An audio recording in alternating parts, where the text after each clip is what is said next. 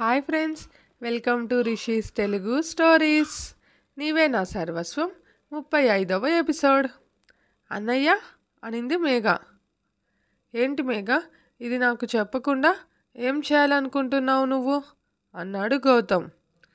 అది కాదన్నయ్య, నీకు చెబితే బాధపడతావు అని చెప్పలేదు, అంతే తప్ప ఇంకో ఉద్దేశం లేదు నాకు అనింది బాధగా మేఘ. సరే బాధపడకు, అసలు ఏం జరిగింది అంటూ మేఘ భుజంపై చేయి వేశాడు గౌతమ్. నేను మనిద్దరి ఫొటోస్ ఆల్బమ్ చేశా కదా, అది ఒకసారి పూజ తీసుకొని వెళ్ళింది చూడడానికి. ఆ తర్వాత నెక్స్ట్ మంత్ రక్షాబంధన్ ఉంది అని నువ్వు ఇచ్చిన గిఫ్ట్స్ అన్నీ చూసుకుంటూ ఆల్బమ్స్ అన్నీ ఓపెన్ చేశాను. మన ఆల్బమ్ అందులో కనిపివ్వలేదని వెతుకుతూ పూజకి ఇచ్చింది గుర్తుకొచ్చి లాస్ట్ వీక్ వెంటనే వాళ్ళ ఇంటికి వెళ్ళాను. అంకుల్ లేరు, ఆంటీ క్లబ్కి వెళ్తున్నా నన్ను ఉండమని పూజ కోసం వెళ్ళిపోయింది. వాళ్ళ గురించి మనకు తెలిసిందేగా అని పట్టించుకోలేదు నేను. గంట దాటినా పూజ రాకపోవడంతో నాకు ఆ ఇంటికి వెళ్ళడం అలవాటే కదా అని అలానే పూజా రూమ్కి వెళ్ళి మొత్తం వెతికా. ఒకచోట ఆల్బమ్ కనిపించినా అందులో నీ ఫొటోస్ చింపి వేరు చేసింది. నా ఫొటోస్పై స్కెచ్తో గీకేసునింది. నాకేం అర్థం కాలేదు ఫస్ట్. తన బెడ్ దగ్గర దొరికిన ఆల్బంలో నీ ఫొటోస్ పక్కన దాని ఫొటోస్ అతికించుకొని కవితలన్నీ రాసుకొనునింది పిచ్చిది. మన ఫొటోస్ వేరు చేసింది అని బాధతో తిరిగిన నాకు టేబుల్పై మై లవ్ అన్న డైరీ కనపడింది. చదవకూడదు అనుకున్నా కానీ డైరీలో కిందన నీ పేరు అందంగా రాసునింది, అందుకే ఓపెన్ చేశా. ఫస్ట్ పేజ్లోనే నీ బొమ్మ చాలా అందంగా వేసునింది అన్నయ్య.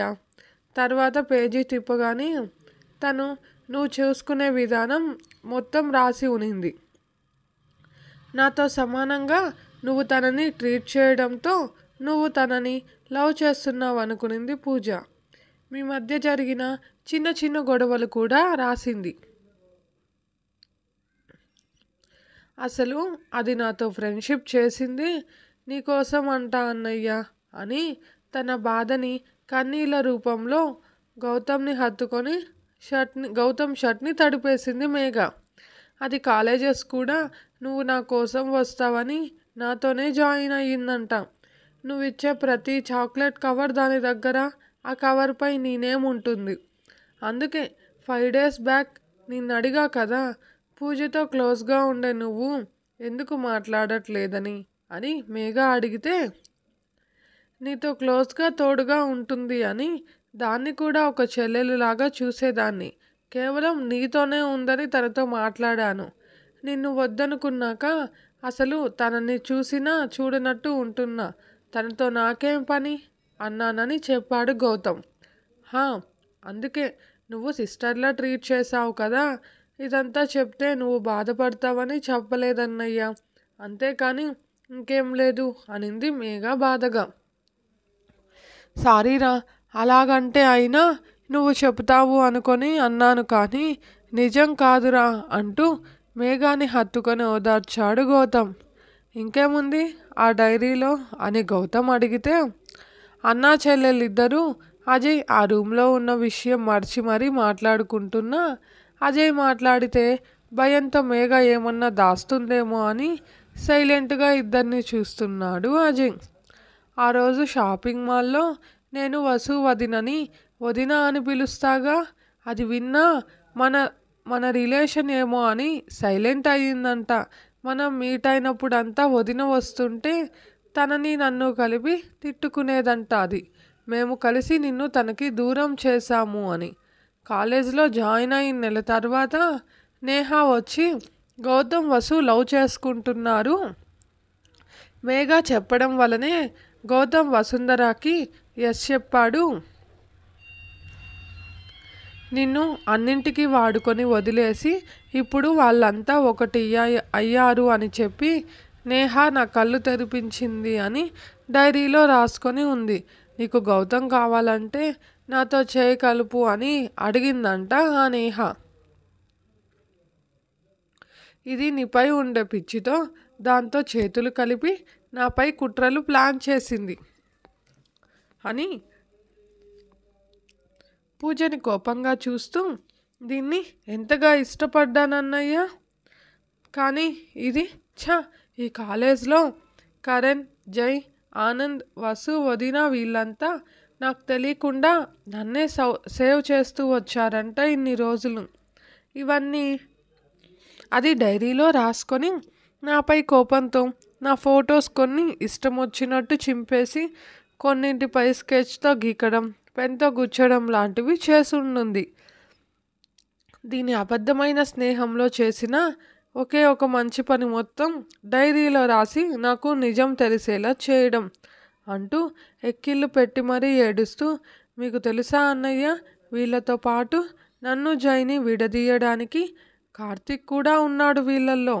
మీతోనే ఉంటూ వాడు చూడు మిమ్మల్ని ఎంత మోసం చేస్తున్నాడో అని. ఇంకోటి, వాళ్ళు ఈ పిచ్చిదాన్ని లొంగదీసుకోవడానికి అదేదో ఓట్ గుర్తు రావట్లేదు కానీ అన్నయ్య, అది వర్కౌట్ అయితే తనని ఆ బిజినెస్లో క్వీన్ చేస్తాడు అని దాని పిచ్చి పిచ్చి కలలన్నీ రాసుకునింది అని మేఘా చెప్తుంటే, వాట్, ఏం బిజినెస్, బాగా గుర్తు చేసుకో అమ్ము అన్నాడు అజయ్. దాంతో ఇద్దరూ ఉలిక్కిపడి అప్పటికే కోపంతో ఉన్న అజయ్ మొహం చూసి మేఘా భయపడింది. అజయ్ కూల్, మనకు ఇప్పుడేగా తెలుస్తున్నాయన్నీ, ఆవేశం కరెక్ట్ కాదు ప్లీజ్. మేఘా భయపడుతుంది, తనని భయంతో అడిగితే చెప్పలేదు అని గౌతమ్ అజయ్కి నచ్చజెప్పడంతో మేఘా మొహం చూసి తన కోపం తగ్గించుకునేందుకు ట్రై చేశాడు అజయ్. అంతలో అవును, దానికేంటి ఇన్ని గాయాలయ్యాయి అని మేఘా అడగడంతో, పిచ్చమ్ము, నీకు తనని అలా చూస్తుంటే తన పొజిషన్ అర్థం అవ్వలేదా అన్నాడు అజయ్. అంటే తనను బలవంతం చేశారా అని మేఘా బాధగా అడగడంతో, తెలీదు అని ఫోన్ని చూసి లాక్ ఓపెన్ చేయి అని మేఘాకిచ్చాడు అజయ్. లాక్ ఓపెన్ చేసి ఇచ్చిన వెంటనే వీడియో ఆన్ చేసిన ముగ్గురు షాక్ అయ్యారు. అజయ్, గౌతమ్ ఒకరినొకరు ఆశ్చర్యంగా చూసుకొని మళ్ళీ ఒకసారి వీడియో చూశారు, నిజమో కాదో అని. అదే నిజమని తేలడంతో ఇద్దరూ ఫోన్ ఆపాలని ప్రయత్నిస్తూ వెనకాలే షాక్తో భయంగా నిలబడి ఉన్న మేఘాని చూసేసి వెంటనే ఫోన్ ఆఫ్ చేసి మేఘాని కదిలించారు.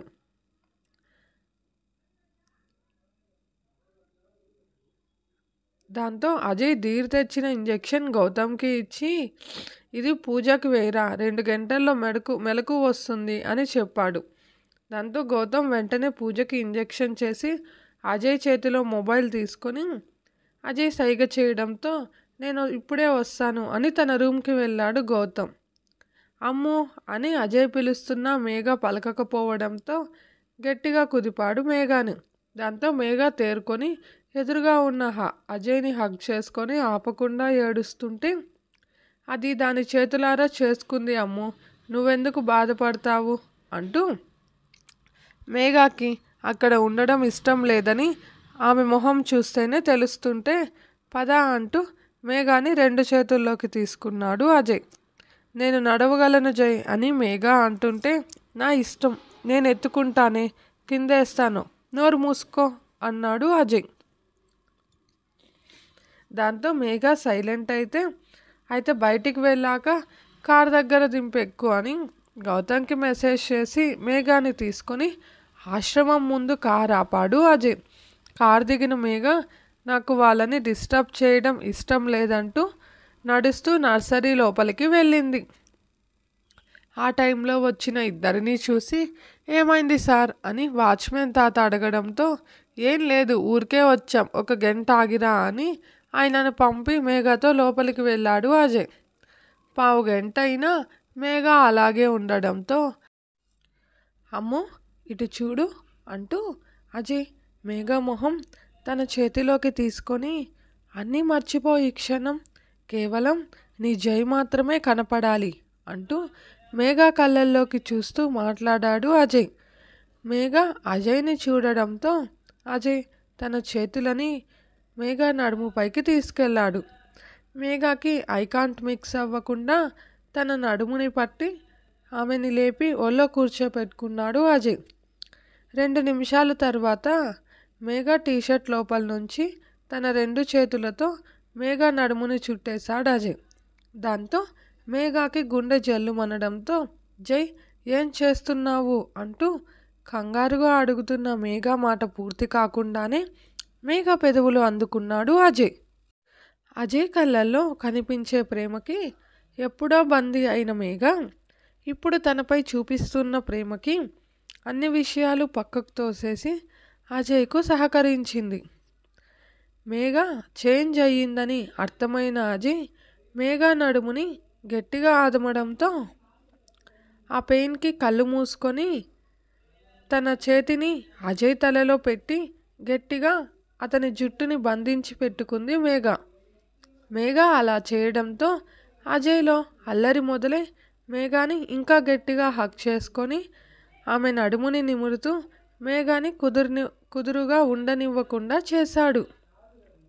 అతనిపై చినుకులు పడడంతో బయట వాచ్మ్యాన్ ఉన్న విషయం గుర్తొచ్చి మేఘా కింద పెదవిని బైట్ చేసి వదిలి పైకి లేచి మేఘాని పైకి లేపాడు అజయ్. ఏమైంది జై అని అజయ్ వదిలేయడంతో అయోమయంగా అడిగింది మేఘా. అంకుల్ బయట ఉన్నారు, వాన పడుతోంది, మనం కార్లోకి వెళుదాం పదా అని వాచ్మ్యాన్కి డబ్బులు ఇచ్చి కార్లోకి వెళ్ళారు అజయ్ మేఘాలు. అజయ్ వెంటనే ధీర్కి కాల్ చేసి పూజ ఫోన్ హ్యాక్ చేయమని చెప్పి గౌతమ్ నెంబర్ ధీర్కి ఇచ్చాడు. ఆ వెంటనే ఇంకొకరికి ఫోన్ చేసి పూజకి మెలకు వచ్చేటప్పటికి తన కార్లో ఉండాలని గట్టిగా చెప్పి గౌతమ్కి కాల్ చేసి ఆ డీటెయిల్స్ అన్నీ చెప్పి తనని వాళ్ళు సైలెంట్గా తీసుకెళ్తారు, నువ్వు తాకకు, తన ఫోన్ తన దగ్గరే పెట్టే అని చెప్పి ఫోన్ కట్ చేసి మేఘాని చూశాడు అజయ్. అదేంటి జై నిమిషాల్లో డెసిషన్స్ తీసుకునేస్తున్నావు అనింది మేఘా ఆశ్చర్యపోతూ. నేనంతేలే కానీ ముందు నువ్వు టాపిక్ చేంజ్ చేయకుండా నీ షర్టు తీయవే అన్నాడు అజయ్. దాంతో మేఘా కళ్ళు 2 పెద్దవి చేసి ఏం మాట్లాడుతున్నావు జై అంటూ తన టీషర్ట్ని గట్టిగా పట్టుకుంది. ఇదే ఫ్రెండ్స్ ఈరోజుటి ఎపిసోడ్. మీకు స్టోరీ నచ్చితే లైక్ చేయండి, కామెంట్ చేయండి, మన స్టోరీని షేర్ కూడా చేయండి ఫ్రెండ్స్. మీరు లైక్ చేయడం వల్ల స్టోరీ ఇంకొంతమంది చూసే అవకాశం ఉంది. ప్లీజ్ మన ఛానల్ని సబ్స్క్రైబ్ చేసుకోండి ఫ్రెండ్స్. Thank you.